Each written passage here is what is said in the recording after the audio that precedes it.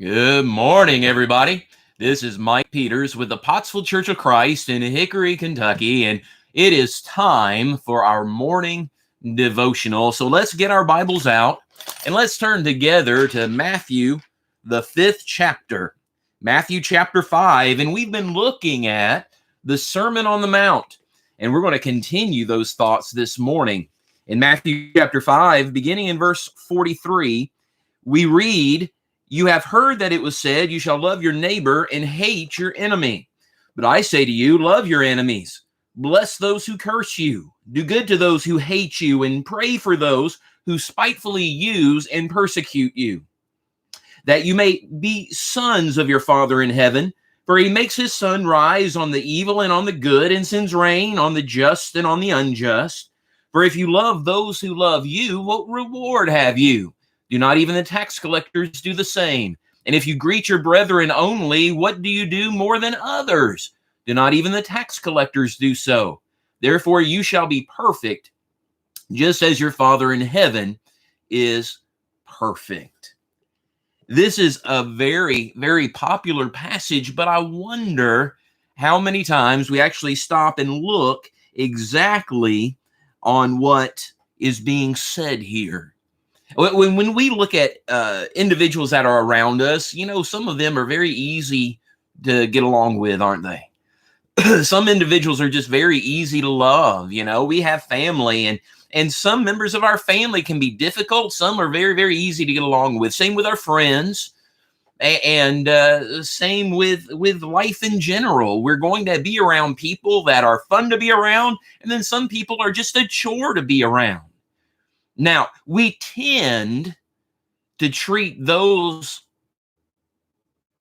who it's fun to be around with kindness and compassion.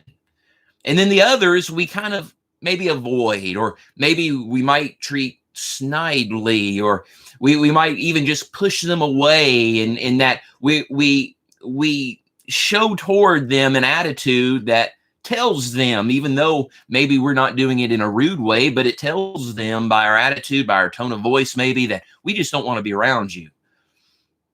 But Jesus here calls us to live differently. I want you to notice what he says here. He says that don't be like the world, and that's really the theme of the Sermon on the Mount in general. He's taking particular aspects of these people's lives and dissecting them and showing them what God really requires of them. And now he's taken on this idea of liking and loving your friends and then hating your enemy. And he says that we're to bless individuals that curse us. Now this is talking about speech. When people talk bad about us, we talk good about them. If someone says something negative about me, to me, or to someone else, I'm to respond not with an attack, but I'm to respond by saying something good about them. When people detest us, persecute us, we're to act in their best interest still. In other words, we're to rise above, and by rising above, we show that we're children of God. And then he uses an example of how God treats us. Notice what he says in verse 45.